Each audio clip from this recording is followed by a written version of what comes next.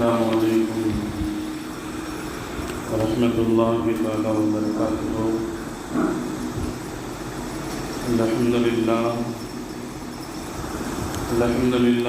رب العالمين.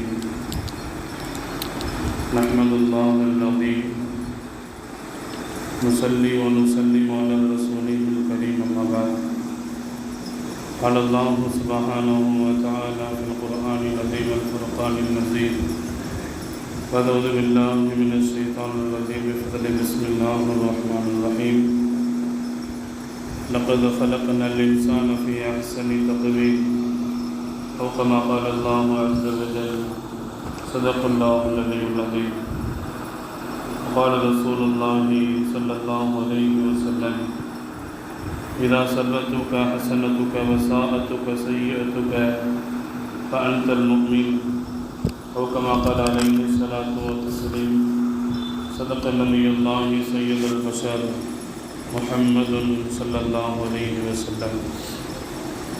اللهم அல்லாஹுடைய ரசூலும் எந்தெந்த நல்ல காரியங்களை எடுத்து நடக்க சொன்னார்களோ அந்த நல்ல காரியங்களை எடுத்து நடக்கக்கூடிய தௌஃபீக்கையும், அல்லாஹும் அல்லாஹுடைய ரசூலும் எந்தெந்த தீமையான காரியத்தை விட்டும் நம்மை தடுத்தார்களோ அந்த தீமையான காரியத்தை விட்டும் தவிர்த்திருக்கிற தௌஃபீக்கையும் அல்லாஹ் ஜல்லஷானஹு தஆலா உலகத்திலே வாழுகிற எல்லா முஸ்லிம்களுக்கும் தர வேண்டும் என்ற துஆவோடு என் வார்த்தைகளை துவங்குகிறேன். இன்றைய ஜும்மாவினுடைய சிந்தனையாய் சிறந்த முஃமின்களாக ஆக சிந்திப்போம், செயல்படுவோம் என்ற தலைப்பின் கீழ் ஒரு சில வார்த்தைகளை உங்களோடு நாம் பகிர்ந்து கொள்ள ஆசைப்படுகிறோம். மனிதனின் அன்றாட வாழ்வில் பல்வேறு விஷயங்களை எதிர்கொள்கிறான், சந்திக்கிறான், கடந்து சென்று விடுகிறான். மனிதன் உலகில் அவனுடைய வாழ்வாதாரத்தை கழிப்பதற்காக வேண்டி அத்தியாவசியமான பொருட்களை சிலதை பயன்படுத்துகிறான். அத்தியாவசியமான சில விஷயங்கள் மனித வாழ்வில் உண்டு. உணவு, உடை, இருப்பிடம், இவைகள் அனைத்தையும் உயர்ந்ததாக, சிறந்ததாக, நல்லதாக, நன்மை தரக்கூடியதாக இருக்க வேண்டும் என்றுதான் மனிதன் ஆசைப்படுகிறான். இவைகள் அனைத்தும் உயர்ந்ததாக, சிறந்ததாக இருக்க வேண்டும் என்று நினைக்கிற மனித சமூகம், இவைகள் அனைத்தும் நன்மை தரக்கூடியதாக இருக்க வேண்டும் என்று நினைக்கிற மானிடர் சமூகம், நாம் சிறந்தவர்களா, என்னுடைய சொல்லும் செயலும் சிறந்ததாக இருக்கிறதா என்று சிந்திக்க மறந்திருக்கிறார்கள். சிந்திக்காமல் இன்றைக்கு வாழ்ந்து கொண்டிருக்கிறார்கள் என்பதே வருத்தமான ஒரு செய்தி. கணியத்திற்குரியவர்களே, குர்ஆன் பேசுகிறது: லக்கத் ஹலக்னல் இன்சான ஃபீ அஹ்ஸனி தக்வீம். மனிதனே, உலகத்தில் உங்களை சிறப்பானவர்களாக, உயர்ந்தவர்களாக, கண்ணியமானவர்களாக நாம் படைத்திருக்கிறோம் என்று அல்லாஹ் ஜல்லஷானஹு தஆலா திருமறையின் வாயிலாய் மனித சமூகத்திற்கான சிறப்பை கூட்டும் விதமாக இந்த ஆயத்தை பேசி காட்டுகிறார். அல்லாஹ் என்ன சொல்ல வரா? உயர்ந்த சமூகம் நீங்கள், படைப்பில் உயர்ந்தவர்கள், கண்ணியமானவர்கள், சிறந்தவர்கள், செம்மையானவர்கள். அல்லாஹ் சொல்ல வருகிற விஷயம், உங்களின் வாழ்வில் உயர்ந்ததாகத்தான் இருக்க வேண்டும், உங்களுடைய சொல்லும் செயலும் உயர்ந்ததாக இருக்க வேண்டும் என்று அல்லாஹ் ஜல்லஷானஹு தஆலா இந்த ஆயத்திலிருந்து நமக்கு தெளிவுபடுத்துகிறான். என்றால் அன்றாட நம்முடைய வாழ்வில் நம்முடைய பழக்க வழக்கங்கள், கொடுக்கல் வாங்கல், நாம் சந்திக்கிற மனிதர்கள், இவைகள் அனைத்தும் உயர்ந்ததாக, சிறந்ததாக இருக்கிறதா என்ற சிந்தனை நமக்கு வேண்டும் என்பதை குர்ஆன் நமக்கு தெளிவுபடுத்துகிறது. உலகத்தில் எந்த பொருட்களை எடுத்தாலும் அதை 3 தரங்களாக பிரித்து விடலாம். எந்த பொருளாக இருந்தாலும், மனிதன் உடுத்துகிற ஆடை, பயன்படுத்துகிற செல்போன், உண்ணுகிற உணவுப் பொருட்கள், மனிதன் அன்றாட பயன்படுத்துகிற பல்வேறு வாகனங்கள், அனைத்திலும் 3 தரங்கள் இருக்கிறது. முதல் தரம், 2ஆம் தரம், 3ஆம் தரம். உலகத்தில் எல்லா விதமான பொருட்களுக்கும் இந்த 3 தரங்களும் பொருந்தும். மனிதன் பயன்படுத்துகிற எல்லா பொருட்களுக்கும் இந்த 3 தரங்கள் இருக்கிறது உலகத்தில். ஆனால் மனிதர்கள் அதிகம் தேர்வு செய்வது, ஏதோ காசு பணம் இல்லை, பண்டாரியா உலகத்தில் வாழ்கிறோம்னா கிடைத்ததை சாப்பிட்டு வாழ்க்கையை நடத்துகிற ஒரு காட்சி உலகத்தில் இருக்கிறது. ஆனால் பெரும்பாலான மனிதர்கள், நடுத்தர மக்கள் கூட நல்ல தரமான பொருளை தான் வாங்க வேண்டும், தரமான பொருளை தான் பயன்படுத்த வேண்டும், தரமான பொருளை தான் உண்ண வேண்டும் என்று ஆசைப்படுகிறோம். கண்ணியத்திற்குரியவர்களே, முதல் தரமுடைய பொருட்களை தான் பயன்படுத்த வேண்டும் என்று ஆசைப்படுகிறோம். மறுபக்கத்தில் அந்த முதல் தரம் உடைய பொருள் கொஞ்சம் விலை அதிகமாக இருந்தாலும் அதை சிரமப்பட்டாவது கஷ்டப்பட்டாவது நம்முடைய வாழ்வில் அதை வாங்கி அனுபவிக்கிற காட்சி உலகத்தில் நம்மால் பரவலாக பார்க்க முடியும். அதை விலை அதிகமாக இருந்தாலும் முதல் தரம்தான் வேண்டும் என்று நினைக்கிறோம். அதுபோலதான் உலகத்தில் சிறந்த மனிதர்களாக நாம் வாழ வேண்டும் என்றால், உயர்ந்த மனிதர்களாக வாழ வேண்டும் என்றால், நம்முடைய செயல்பாடுகளும் நம்முடைய பழக்க வழக்கங்களும் நம்முடைய சொல்லும் செயலும் உயர்ந்ததாக கண்ணியமானதாக இருக்க வேண்டும் என்பதை கண்ணியத்திற்குரியவர்களே குர்ஆன் நமக்கு தெளிவுபடுத்துகிறது. மனிதன் பயன்படுத்துகிற பொருட்களில் முதல் தரத்தை ஆசைப்படுகிறான். ஆனால் நான் உலகத்தில் முதல் தர மனிதனாக வாழுகிறேனா என்ற சிந்தனை மனிதர்களுக்கு அறவே இல்லை என்பதை குர்ஆன் நமக்கு தெளிவுபடுத்துகிறது. என்றால் நாம் யோசித்து பார்க்க வேண்டும். முதல் தரம் உடைய மனிதர்களாக நாம் வாழ வேண்டும் என்றால் நம்முடைய சொல்லும் செயலும் பழக்க வழக்கங்களும் நம்முடைய கொடுக்கல் வாங்கலும் முதல் தரம் உடையதாகத்தான் இருக்க வேண்டும். அப்படிப்பட்டவர்களாக உலகத்தில் வாழ வேண்டும் என்பதை குர்ஆன் நமக்கு தெளிவுபடுத்துகிறது. கண்ணியத்திற்குரியவர்களே, இன்றைக்கு மனிதன் சின்ன சின்ன விஷயங்களில் எல்லாம் மார்க்கம் மங்கி போகி இருக்கிறது. மனிதர்களிடத்தில் மார்க்கமே இல்லாமல் இருக்கிறது. சின்ன சின்ன விஷயங்களில் கூட மார்க்கத்தினுடைய விஷயங்களை, மார்க்கத்தினுடைய சட்டங்களை நாம் இன்றைக்கு கண்டுகொள்ளாமல் கடந்து சென்று விடுகிறோம். பெரிய பெரிய விஷயம்லாம் விடுங்க, சின்ன சின்ன விஷயங்களில் கூட இன்றைக்கு இஸ்லாத்தினுடைய செயல்பாடுகள் இல்லை. சாதாரண ஒரு உணவு தான் நாம் அன்றாட சாப்பிடுகிறோம். சாப்பிடவில்லை என்றால் செத்து போகி விடுவோம். இது மனிதர்களுடைய இயல்பான ஒரு பழக்கமாக மாறி இருக்கிறது. அந்த உணவிலும் கூட பிஸ்மில்லான்றது ஒரு மணி நேரம் சொல்லக்கூடிய வார்த்தை இல்லை. பிஸ்மில்லா வாலா பரக்கத்தில்லா அப்படின்னு சொல்கிறத ஒரு கிளாஸ் போயிட்டு இல்லை ஒரு பயிற்சி எடுத்துக்கிட்டு அல்ல ஒரு பெரிய சிரமத்துக்கு பின்னாடி பல ஆயிரங்களை செலவு செய்து தான் சொல்ல வேண்டும் என்ற அவசியம் இல்லை. ஒரு சின்ன காரியம். ஆனால் இன்றைக்கு அந்த மார்க்கத்தினுடைய காரியத்தில் நாம் பொடுபோக்காக இருக்கிறோம் என்பதை நான் இங்கே சுட்டிக்காட்ட ஆசைப்படுகிறேன். எதற்காக வேண்டி சொல்ல வருகிறேன்? உலகத்தில் மனிதன் பயன்படுத்துகிற பொருட்களில் எல்லாம் முதல் தரத்தை ஆசைப்படுகிறோம். நாம் முதல் தரம் வாய்ந்தவர்களாக இருக்க வேண்டும் என்ற ஆசை மனிதர்களிடத்தில் அறவே இல்லை என்பதுதான் யதார்த்தமான உண்மை. சின்ன சின்ன விஷயங்களில் கூட இன்றைக்கு மார்க்கத்தினுடைய பழக்க வழக்கங்கள் நம்மிடத்தில் இல்லாமல் போகி இருக்கிறது என்றால், மார்க்கம் மங்கி போகி இருக்கிறது என்றால், குர்ஆன் அதைத்தான் நம்மிடத்தில் கேள்வியாக முன்வைக்கிறது. அஃப ஹஸிபுத்தும் அன்னமா ஹலக்னாக்கும் அபஸா. உலகத்தில் ஏதோ ஏனாதானோன்னு உங்களை படைச்சிட்டோன்னு நீங்கள் நினைக்கிறீங்களா? குர்ஆனிலே அல்லாஹ் மனிதர்களை பார்த்து கேட்கிறார், மாநில சமூகத்தை பார்த்து கேட்கிறான். அப்ப ஹஸிபத்தும் அன்னமா ஹலக்னாக்கும் அபஸா, வேஸ்டா உங்களை படைச்சிட்டேன், பிரயோஜனமே இல்லாமல் உங்களை நான் படைத்து விட்டேன் என்று நினைக்கிறீர்களா? இல்லை இல்லை, மாபெரும் ஒரு நோக்கத்தோடு ஒரு இலக்கை நீங்கள் அடைய வேண்டும் என்பதற்காக வேண்டி நான் படைத்திருக்கிறேன் என்று குர்ஆனிலே அல்லாஹ் ஜல்லஷானஹு தஆலா நமக்கு தெளிவுபடுத்துகிறான். என்றால் ஒவ்வொரு மனிதனுக்கும் நோக்கம் ஒன்று இருக்கும், இரண்டாவது இலக்கு ஒன்று இருக்கும். நம்ம உதாரணம் பார்த்தோம் என்று சொன்னால், ஒரு 12வது படிக்கிற மாணவனுக்கு உன்னுடைய நோக்கம் என்ன அப்படின்னா, நல்லா படிக்கணும், நல்ல மார்க்கு எடுக்கணும். இதுக்கு பேர் நோக்கம். உன்னுடைய இலக்கு என்ன அப்படின்னா, நான் டாக்டர் ஆகணும், நான் இன்ஜினியர் ஆகணும் அப்படின்னு சொல்கிறானே, இதுதான் இலக்கு. அல்லாஹ் அதைத்தான் தெளிவுபடுத்துகிறான். மனிதனே, உன்னை படைத்த நோக்கத்தை நீ மறந்து வாழ்ந்து கொண்டிருக்கிறாய். உனக்கான ஒரு இலக்கு இருக்கிறது, அந்த இலக்கையும் இலட்சியத்தையும் மறந்து உலகத்தில் வாழ்ந்து கொண்டிருக்கிறாய். அப்ப ஹஸிபத்தும் அன்னமா ஹலக்னாக்கும் அபஸா, வேஸ்டா படைச்சிட்டன்னு நினைக்கிறீங்களா? இல்லை, உயர்ந்த நோக்கத்தோடு உயர்ந்த லட்சியத்தோடு உங்களை நான் படைத்திருக்கிறேன் என்று குர்ஆனிலே அல்லாஹ் பேசுகிறார். நம்முடைய நோக்கம் என்ன? தீனுல் இஸ்லாத்தின் அடிப்படையில் நம் வாழ்வை அமைத்துக் கொள்ள வேண்டும் என்பது நம்முடைய நோக்கமாக இருக்க வேண்டும். குர்ஆன் நமக்கு தெளிவுபடுத்துகிறது. நம்முடைய லட்சியம், இலக்கு என்ன? இறைவனின் பொருத்தத்தை, இறைவனின் திருப்தியை அடைய வேண்டும். என்ற ஆசை நம்முடைய உள்ளத்தில் நிரம்ப இருக்க வேண்டும். இறைவனுடைய பொருத்தத்தை அடைய வேண்டும் என்ற அந்த இலக்கும் இலட்சியமும் நமக்கு வேண்டும் என்பதை குர்ஆன் நமக்கு தெரியப்படுத்துகிறது என்றால் நாம் யோசித்து பார்க்கிறோம். அல்லாஹ் இந்த ஆயத்தில் கடைசியா சொல்றா, வஅன்தும் இலைனா லா துர்ஜஊன், வஅன்னக்கும் இலைனா லா துர்ஜஊன். நீங்க உலகத்தில் பொடுபோக்கா வாழ்ந்துட வேண்டாம்.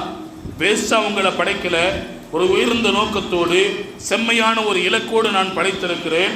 நோக்கத்தையும் இலக்கையும் நீங்க அதை சரியாக பயன்படுத்தி உங்களின் வாழ்வில் நீங்கள் பயணிக்க ஆசைப்படுங்கள்.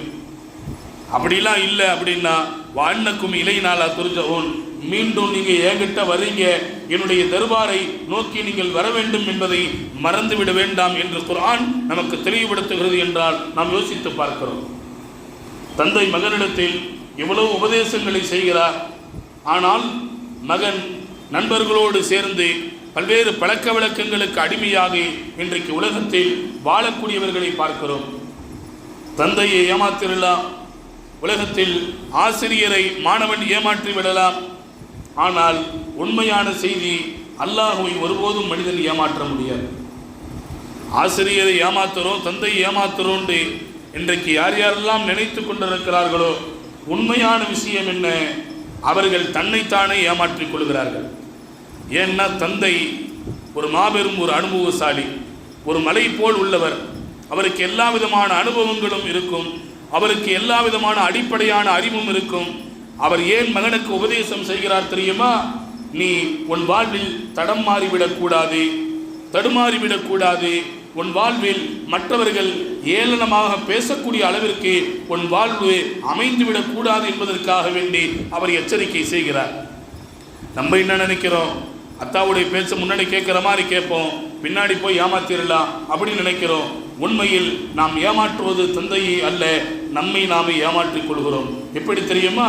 அப்படி சரியான முறையில் தந்தையின் உபதேசத்தை கேட்டு நம் வாழ்வை அமைத்துக் கொள்ளவில்லை என்றால் மற்றவர்கள் ஏராளமாக எள்ளி நகை ஆடுகிற அளவிற்கு நம்முடைய வாழ்வை தரம் தாழ்ந்ததாக மாறிவிடும் என்பதை உலகத்தில் பரவலாக நம்மால் பார்க்க முடியும். ஆசிரியரும் அப்படித்தானே, நல்ல படிப்பா, நல்ல மார்க் எடு, இந்த கொஸ்டின்லாம் கவனமாக படி அப்படின்னு ஆசிரியர் சொல்கிறார். நம்ம அவர் முன்னாடி கேட்டு பின்னாடி வந்து நம்ம கிளாஸை ஓப்பி அடிக்கிறோம், அவரை சாரை ஆசிரியரை நாம் ஏமாற்றுகிறோம் என்று நினைக்கிறோம். உண்மை அதுவல்ல. அவர் படித்து முடித்துவிட்டு நல்ல இடத்தில் நல்ல ஊதியம் வாங்கி கொண்டிருக்கிறார். நம்ம அவரை ஏமாத்தல, அவர் வாழ்க்கையில் முன்னேறிவிட்டார். யாரை ஏமாற்றிக் கொள்கிறோம்? நாம் படிக்காமல் அவரின் உபதேசங்களை கேட்காமல் இருந்துவிட்டால் பல்வேறு தேர்வுகளில் தேர்ச்சி பெறாமலேயே உலகத்தில் மனிதர்கள் பரவலாக வாழ்வதை நாம் பார்க்கிறோம். நாம் சொல்ல வருகிற செய்தி, உலகத்தில் தந்தையை ஏமாற்றி விடலாம், ஆசிரியரை ஏமாற்றி விடலாம். ஆனால் அல்லாஹ் ஜல்லஷானஹு தஆலாவை ஒருபோதும் நம்மால் ஏமாற்றிவிட முடியாது. அதைத்தான் அல்லாஹ் கேட்கிறான், வஅன்னக்கும் இலைனா லா துர்ஜஊன். மீண்டும் உலகத்தில் எவ்வளவோ நீங்க உங்க இஷ்டம் போல வாழ்ந்துக்கலாம், எவ்வளவு பாவம் வேண்டாலும் செய்து கொள்ளலாம், உலகத்தில் தன் மனம் போன போக்கில் உலகத்தில் நீங்கள் வாழ்ந்து கொள்ளலாம். கண்டதே காட்சி, கொண்டதே கோலம் என்ற அடிப்படையில் உங்களின் வாழ்வை நீங்கள் அமைத்துக் கொள்ளலாம்.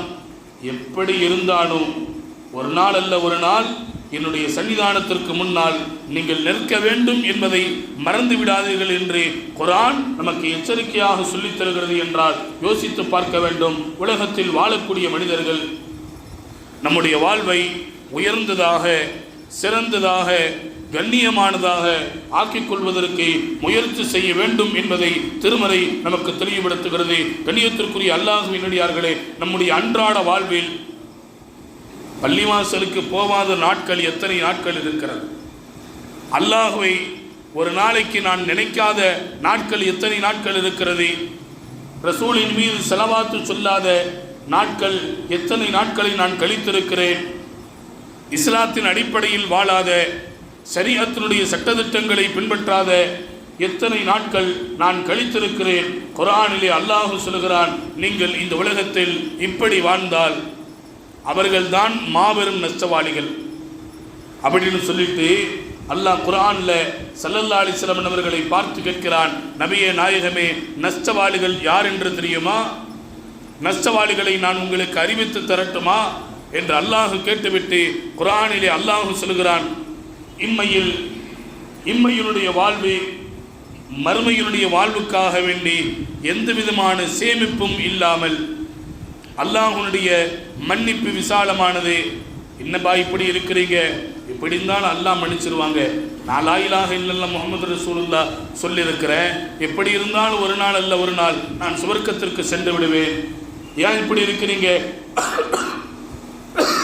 மார்க்கத்தினுடைய அடிப்படையில் உங்களுடைய வாழ்வு இல்லையே என்று மற்றவர்கள் கேட்டால் அல்லாஹ்வுடைய ரஹமத்து விசாலமானது, அல்லாஹ் என்ன மன்னிக்காமல் எங்கே போயிட போகிறான் அப்படின்ற ஒரு அசக்த திகிரியம் என்று சொல்லுவோமே, அதுபோல அல்லாஹ்வின் மீது ஒரு அதிகப்படியான நம்பிக்கை, மார்க்கம் அதை வரவேற்கிறது. அந்த நம்பிக்கை அல்லாஹ்வின் மீது இருக்க வேண்டும் என்று குர்ஆனும் ஹதீஸும் நமக்கு தெளிவுபடுத்துகிறது. ஆனால் நம்முடைய வாழ்நாளில் ஒவ்வொரு நாளும் ஓப்பி அடிக்கிறோமே, அல்லாஹ்வை ஏமாத்துறோமே, அந்த நாளுக்கு, அந்த நிமிடத்திற்கு, அந்த நொடிக்கு ரப்புக்கு முன்னால் பதில் சொல்லியே ஆக வேண்டும் என்பதை இஸ்லாம் மிக தெளிவாக சொல்லித் தருகிறது. மறுமையில் அல்லாஹ் ஒரு நாள் நம்மளை நரகத்தில் போட்டு வேதனை செய்தான் என்றால், மறுமையினுடைய ஒரு நாள் இந்த உலகத்தின் 50,000 ஆண்டுகளை விட அதிகமானது என்றால், நம்முடைய வயசே 65-70க்குள்ள நம்முடைய ரூஹு பிரிஞ்சு விடுகிறது. 60க்கும் 20க்கும் இடைப்பட்ட காலங்களில் ஒரு சின்ன கஷ்டம் வந்தால் மனசு துவண்டு போகி விடுகிறோம். ஒரு நஷ்டம் வந்து விட்டால் மனிதன் தன்னை மறந்து போகி விடுகிறான். தூக்கு போட்டுக்கலாமா, வேறு ஏதாவது சூசைடு பண்ணிக்கலாமா என்று மனிதன் நினைக்கிறான். ஒரு சிறிய கஷ்டத்தை அவன் வாழ்வில் தாங்க முடியாமல் ஒரு 65 வருடங்கள் 70 வருடங்கள் நம்முடைய வாழ்வை வாழுகிறோம். அதில் சின்ன சின்ன கஷ்டத்தையே நம்மளால் ஏற்றுக்க முடியலன்னா, இம்மையினுடைய இந்த உலகத்தினுடைய அறநாள், இந்த உலகத்தில் மறுமையினுடைய அறநாள் என்பது, இந்த உலகத்தில் 50,000 ஆண்டுகள் உலகத்தில் வாழ்ந்தால் எத்தனை பெரிய சிரமங்களை நாம் அனுபவிப்போமோ, அதுபோல மறுமையினுடைய நாட்கள் இருக்கும் என்பதை அந்த குர்ஆன் நமக்கு தெளிவுபடுத்துகிறது என்றால் யோசித்து பார்க்க வேண்டும். உலகத்தில் கண்ணியத்திற்குரியவர்களே, இம்மையினுடைய வாழ்வில் மறுமைக்கான எந்த விதமான சேமிப்பும் இல்லாமல் அல்லாஹ்வுடைய மக்ஃபிரத் விசாலமானது, அல்லாஹ்வுடைய ரஹமத் விசாலமானது, அல்லாஹ் என்னை மன்னித்து விடுவான் என்கின்ற அந்த மேலான எண்ணம் யாரிடத்தில் இருக்கிறதோ அவர்கள்தான் மாபெரும் நஷ்டவாளிகள் என்று குர்ஆன் அடையாளம் காட்டுகிறது என்றால் நாம் யோசித்து பார்க்க வேண்டும். உலகத்தில் நம்முடைய அன்றாட வாழ்வு கழிந்து கொண்டிருக்கிறது, எப்படி கழிக்கிறோம் என்பதை யோசிக்க கடமைப்பட்டிருக்கிறோம். குர்ஆன் அதை தெளிவுபடுத்துகிறது. நபிகள் நாயகம் ஸல்லல்லாஹு அலைஹி வஸல்லம் அவர்கள் சொன்னார்கள், இதா சர்ரத்துக ஹஸனத்துக வஸாஅத்துக சய்யிஅத்துக. உலகத்தில் நம்ம எல்லாம் முஸ்லிமா முஃமினா? முஸ்லிம் அப்படின்னா லா இலாஹ இல்லல்லாஹ் முஹம்மது ரசூலுல்லாஹ் யாரெல்லாம் சொல்கிறாங்களோ அவங்கெல்லாம் முஸ்லீம். முஃமின்னா என்ன? குர்ஆனில் அல்லாஹ் முஸ்லீம் என்ற ஒரு சாப்டர் சொல்கிறான், முஃமின் என்ற ஒரு சாப்டர் சொல்கிறான். யாரெல்லாம் லா இலாஹ இல்லல்லாஹ் முஹம்மது ரசூலுல்லாஹ் அப்படின்னு சொல்கிறாங்களோ அவங்கெல்லாம் முஸ்லீம். அந்த லா இலாஹ இல்லல்லாஹ் முஹம்மது ரசூலுல்லாஹ்ன்ற ஒரு பிரம்மாண்டமான வாழ்க்கையினுடைய வழிகாட்டுதல் இருக்கிறது. அதுதான் அண்ணல் பெருமான் ஸல்லல்லாஹு அலைஹி வஸல்லம். அந்த வாழ்க்கையை நம் வாழ்க்கையாக மாற்றிக்கொண்டால் அவர்களுக்கு பெயர்தான் முஃமின். ஸல்லல்லாஹு அலைஹி வஸல்லம் அவர்கள் சொன்னார்கள், நீங்கள் உலகத்தில் உண்மையான முஃமின் என்பதற்கான அடையாளம் 2. நான் உண்மையான முஃமினாக இருக்கிறேன் அப்படின்றதுக்கான அடையாளம் 2. ஒன்று என்ன? இதா சாஅத்துக்க சய்யிஅத்துக்க. ஒரு பாவம் செய்தால், ஒரு தவறு செய்தால் உள்ளம் வருத்தப்பட வேண்டும். வஸாஅத்துக்க சய்யிஅத்துக்க. ஒரு நன்மை செய்தால் நம்முடைய உள்ளம் மகிழ்ச்சி அடைய வேண்டும். ஃபஅன்தல் முஃமின். ஸல்லல்லாஹு அலைஹி வஸல்லம் அவர்கள் சொன்னார்கள், அவர்தான் உண்மையான முஃமின் என்பதற்கான அடையாளம் என்றார்கள் அண்ணல் பெருமான் ஸல்லல்லாஹு அலைஹி வஸல்லம். கண்ணியத்திற்குரியவர்களே, இன்றைக்கு உண்மையான முஃமின்களாக நாம் வாழ்ந்து கொண்டிருக்கிறோமா என்று நம்முடைய உள்ளத்தை பார்த்து ஒராசி பார்க்க வேண்டிய ஒரு தருணமாய் இந்த தருணத்தை எடுத்துக்கொள்ள வேண்டும். உயர்ந்த முஃமினாக வாழ்வதற்கு குர்ஆன் 5 விதமான வழிகளை நமக்கு சொல்லித் தருகிறது. ஒரு உயர்ந்த முஸ்லீமாக, சிறந்த முஸ்லீமாக, சிறந்த முஃமினாக வாழ வேண்டும் என்றால் குர்ஆன் 5 விதமான வழிகாட்டுதலை, 5 விதமான வாழ்க்கையை நீங்கள் வாழ்ந்தால் உண்மையில் நீங்கள் தான் சிறந்த முஃமின் என்று குர்ஆன் நமக்கு சர்டிஃபிகேட் தருது. முதல்ல என்ன? குர்ஆனிலே அல்லாஹ் சொல்கிறான், கத் அஃப்லஹல் முஃமினூன் அல்லதீனஹும் அன் ஸலாத்திஹிம் காஷிஊன். உண்மையான முஃமினுடைய முதல் அடையாளம் தொழுகையில் இறையச்சத்தோடு இருப்பார்கள், தொழுகையில் பயபக்தியோடு இருப்பார்கள். இன்னைக்கு நம்மள பலர் அல்லாஹ் அக்பர் என்று தக்பீர் கட்டுகிறோம், ஆனால் சலாம் கொடுக்கும் வரை உலகத்தினுடைய சிந்தனை நம்மிடத்தில் பரவலாக இருக்கிறது. தொழுகையினுடைய உள்ளட்சம் என்றால் தொழுகையை ஆரம்பித்ததிலிருந்து முடியும் வரை முழுக்க முழுக்க முழுக்க ரப்பினுடைய சிந்தனையோடு நம்முடைய தொழுகை இருக்க வேண்டும். இப்படிப்பட்ட தொழுகையை தான் அல்லாஹ் கபூல் செய்கிறான். இப்படிப்பட்ட தொழுகைக்குத்தான் அல்லாஹ் கூலி தரான். அல்லாஹ் சொல்றான், முஃமினுக்கான முதல் அடையாளம் அல்லதீனஹும் அன் ஸலாத்திஹிம் காஷிஊன், தன்னுடைய தொழுகையில் உள்ளச்சத்தோடு இருப்பார்கள். அவர்கள் முஃமின் என்பதற்கான முதல் அடையாளம் என்பதை குர்ஆன் நமக்கு தெளிவுபடுத்துகிறது. ஸல்லல்லாஹு அலைஹி வஸல்லம் இடத்துல சஹாபிகள் வந்து சொன்னாங்கல்ல, யா ரசூலல்லாஹ், பகல் காலங்களில் நோன்பு வைக்கிறார், நம்மோடு தொழுகிறார், உங்களுக்கு பின்னாடி தொழுகிறார் யா ரசூலல்லாஹ், இரவு நேரங்களில் திருடுறாரு, தீய காரியங்களை செய்து கொண்டிருக்கிறார். ஸல்லல்லாஹு அலைஹி வஸல்லம் அவங்க சொன்னாங்க, அவருடைய தொழுகை அந்த பாவத்திலிருந்து அவரை தடுக்கும் என்றார்கள் ஸல்லல்லாஹு அலைஹி வஸல்லம். யாருடைய தொழுகை உள்ளச்சம் நிறைந்ததாக இருக்கிறதோ அவர் பாவத்தை விட்டு பாதுகாக்கப்படுவார் என்பதை அண்ணல் பெருமான் ஸல்லல்லாஹு அலைஹி வஸல்லம் ஹதீஸிலிருந்து நம்மால் புரிந்து கொள்ள முடியும். இரண்டாவது தன்மை என்ன? வல்லதீனஹும் அனில் லஹ்வி முஅரிதுன். வீண் விளையாட்டுக்கள், வேஸ்டான நேரத்தை கழிப்பதை, இதை விட்டு ஒரு உண்மையான முஃமின் தவிர்த்து கொள்வார் என்று குர்ஆன் இரண்டாவது முஃமினுடைய அடையாளத்தை நமக்கு சொல்லித் தருகிறது. உலகத்தில் பாவங்கள் செய்கிறோமா இல்லையா? மார்க்கம் எந்த அளவுக்கு தெளிவாக சொல்லுதுன்னா, ஒரு முஸ்லிம் ஈமானை சுமந்திருக்கிற நிலையில் ஒரு பெரும் பாவத்தை செய்கிறார், மது அருந்துகிறார், விபச்சாரம் செய்கிறார், அந்த நேரத்தில் அவரை விட்டும் அந்த ஈமான் உயர்த்தப்படும் என்றார்கள் அண்ணல் பெருமான் ஸல்லல்லாஹு அலைஹி வஸல்லம். அப்படின்னா அந்த மது அருந்தின நேரத்தில் அல்லது மார்க்கத்திற்கு புறம்பான பெரும் பாவங்கள் செய்கிற அந்த நிலையில் நமக்கு மரணம் வந்துவிட்டால் அல்லாஹ் பாதுகாக்க வேண்டும். ஒரு முஸ்லிமாக, ஒரு முஃமினாக நாம் மரணிக்க மாட்டோம் என்பதை அண்ணல் பெருமானுடைய வார்த்தையிலிருந்து எச்சரிக்கையாக அந்த வார்த்தை நமக்கு தெளிவுபடுத்துகிறது. அதனால தான் வீண் விளையாட்டுகளில், மார்க்கம் அனுமதிக்காத செயல்களில் ஒரு உண்மையான முஃமின் ஈடுபட மாட்டார். எந்த நேரத்திலும் முழுக்க முழுக்க பயனுள்ள காரியங்களில் நேரங்களை பயனுள்ளதாக கழிக்க வேண்டும். அப்படிப்பட்டவர் தான் உண்மையான முஃமின் என்பதற்கான அடையாளத்தை குர்ஆன் இரண்டாவது நமக்கு சொல்லித் தருகிறது. கண்ணியத்திற்குரிய அல்லாஹ்வின் நல்லடியார்களே, நம்முடைய அன்றாட வாழ்வில் வீண் விளையாட்டுக்கள், இன்னைக்கு பார்த்தீங்கன்னா என்னென்னமோ கேம், டைம் பாஸுக்கு கேம் விளையாடுறோம். மற்ற நேரங்களில் திரையரங்குகளில் நம்முடைய நாட்கள் கழிகிறது, அந்த நேரங்கள் கழிகிறது. அந்த பாவத்தினுடைய நேரத்தில் மீண்டும் இஸ்லாம் நமக்கு தெளிவுபடுத்துகிறது, ஒரு மனிதர் பாவம் செய்கிற நேரத்தில் அவருடைய ஈமான் அவரின் உள்ளத்திலிருந்து உயர்த்தப்படுகிறது. நமக்கு தெரியாதுங்க உயர்த்தப்படுறதெல்லாம். அந்த நேரத்தில் அல்லாஹ் ஒரு ஈமானை வச்சுக்கிட்டு ஒரு பாவம் செய்வதற்கு அனுமதி தரமாட்டான். அவருடைய ஈமான் உயர்த்தப்படுகிறது என்றார்கள் அண்ணல் பெருமான் ஸல்லல்லாஹு அலைஹி வஸல்லம். அந்த பாவத்தின் நிலையில் அவருக்கு மரணம் வந்துவிட்டால் அவர் முஸ்லிம் இல்லை, அவர் முஃமின் இல்லை என்று குர்ஆன் நமக்கு தெளிவுபடுத்துகிறது என்றால் யோசித்து பார்க்க வேண்டும். உலகத்தில் நம்முடைய நாட்களை, நம்முடைய நேரங்களை வீண் விளையாட்டுகளில், மார்க்கம் அனுமதிக்காத செயல்களில் ஈடுபட்டு விடக்கூடாது. ஒவ்வொரு நிமிடத்தையும் அல்லாஹ்விற்கு பயனுள்ளதாக ஆக்கிக் கொள்ள வேண்டும் என்பதை ஒரு முஃமினுக்கான அடையாளத்தை, இரண்டாவது அடையாளத்தை இஸ்லாம் நமக்கு சொல்லித் தருகிறது. மூன்றாவது அடையாளம் என்ன? வல்லதீனஹும் லிஸகாத்தி ஃபாயிலூன்.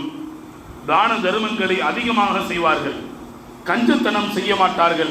அல்லாஹ் கொஞ்சம் கொடுத்திருந்தாலும் அதில் இருந்து மற்றவர்களுக்கு, மாட்டார்களுக்கு அள்ளித்தர வேண்டும் என்பதை இஸ்லாம் மிக அழகாக சொல்லித் தருகிறது. தான தர்மத்தை யார் செய்கிறாங்களோ அவங்க முஃமின், ஒரு சிறந்த முஸ்லிமுக்கான அடையாளம் என்பதை மூன்றாவது அடையாளமாக இஸ்லாம் நமக்கு சொல்லித் தருகிறது. மூசா அலைஹிஸ்ஸலாமுடைய காலத்தில் ஒரு பெண்ணுக்கு குழந்தையே இல்லை, குழந்தை பாக்கியம் இல்லை.